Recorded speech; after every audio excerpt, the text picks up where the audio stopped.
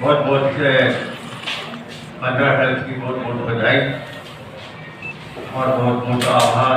इस gate to get कार्यक्रम में आप सभी यहाँ पर पधारे। प्रेस कॉन्फ्रेंस नहीं है, ये केवल मात्र गेट टूगेदर रखा है।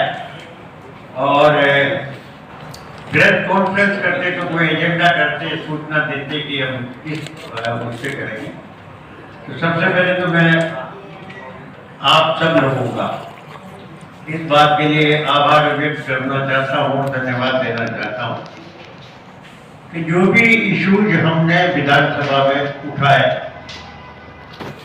स्टेट लेवल के उठाए, जिला लेवल के उठाए, और तो बंद करिए, उनको आप सभी ने प्रमुखता देकर अपने समाचार पत्रों में गंभीरता के साथ छापा और जनता में इस बात का विश्वास आपने पैदा किया कि भाई विधानसभा में बूंदी की और राजस्थान की आवाज हमारे, उसको प्रभावी ढंग से आपने जनमत को जानने के बैठे बैठे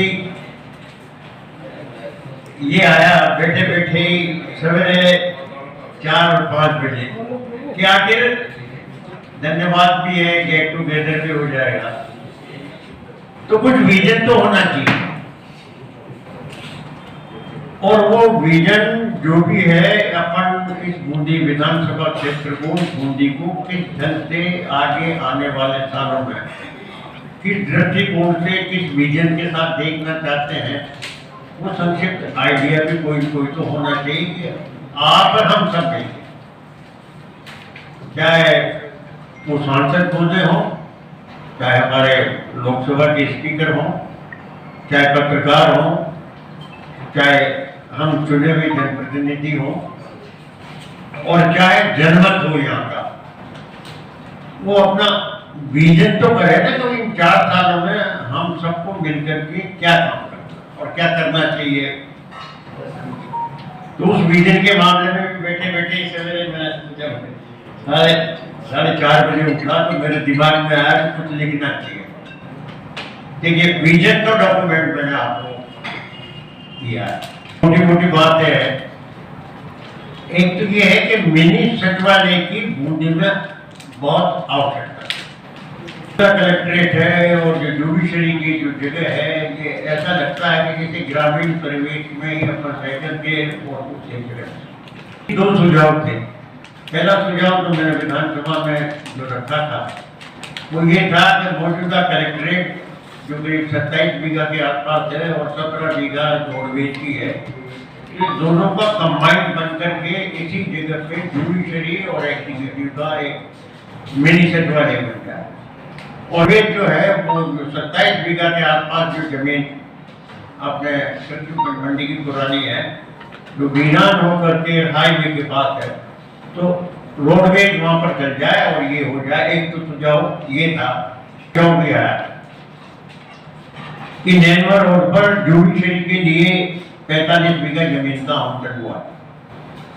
उस 45 बीघा जमीन के पास 25 बीघा जमीन और, तो अगर ये संभव न हो, प्राथमिकता ये है, लेकिन अगर ये संभव न हो तो आईटीआई एक छोटी सी स्कूल है और मिनी सचिवालय के लिए जिसमें एसपी का भी हो जाए, कलेक्टर का भी हो जाए, जिला परिषद भी हो जाए, तहसील भी हो जाए, और जो मुख्य जो कार्यालय है वो भी उसी स्थान पर हो जाए, तो आईटीआई को अपन उस छोटी संस्था को किसी दूसरी जगह ट्रांसफर कर सकते हैं। पूरा का पूरा एक बड़ा मिनी सचिवालय बन जाए, ये अपना एक विजन है।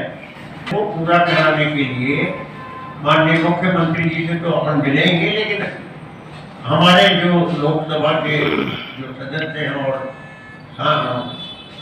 स्पीकर साहब हैं, उनसे भी मिलें, क्योंकि उनका और सरकार का दोनों का जो कॉम्बिनेशन है, उसके सहयोग के बिना ये परिकल्पना पूरी नहीं की जा सकती। लेकिन आज की तारीख में इससे ये हमने सोच बनाया है कि उनसे भी बात करें, जनमत भी जागृत हो, पत्रकार बंधु भी इसे को क्रियान्विति में एक अग्रणी भूमिका निभाए, क्योंकि वातावरण तो हमारे बोलने से नहीं बनता, हमारी आवाज उठाने से नहीं बनता। जब तक सशक्त रूप से आप लोग उस आवाज को प्रभावी ढंग से अपने अपने दृष्टिकोण से उसको प्रभावी ढंग से जब तक प्रस्तुतिकरण नहीं होगा, जब तक ये योजना है पूरी होने का वातावरण न बन पाएगा। ये तो विजन होगा। सभी कहते हैं ये होना चाहिए, क्या होना चाहिए, कैसे विकसित हो, कैसे इसका दृष्टिकोण बने, उसमें बिना परिकल्पना के उस योजना को क्रियान्वित करवाना। तो योजना पहले अपनी हो। तो एक मोटा सुझाव ये है कि मिनी सचिवालय के लिए ये 2 सुझाव है।